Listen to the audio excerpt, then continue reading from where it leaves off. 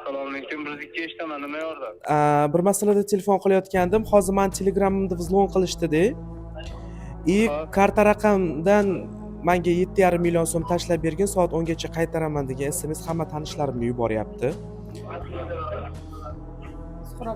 Suhrob Usmonov degan bolani kartasidan Kim bu yashash manzili qayerdasiz?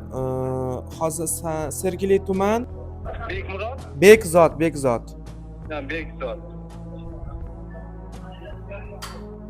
Nechinchi yilsiz? 95-yil. Nima, sizni kirishdimi Telegram? Da, shunaqa bo'ldi. Hozir karta nomer so'rashyapti. Karta nomer kirgizsa, boshqa odamning familiyasi. 7,5 million soat 10 gacha qaytaramanmi? Shunaqa SMS bilan hammaga.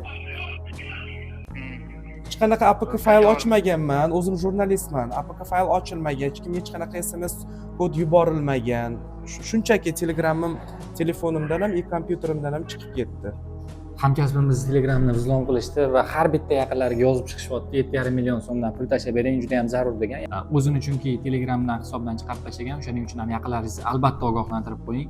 2 bosqichli autentifikatsiya o'rnatilsin. Bundan tashqari kimdir pul so'rab yozsa, albatta telefon qilib, uni aniqlashtirib, keyingina pul tashlab bersin. Boshqa holatlarda aslo pul tashlab bermang.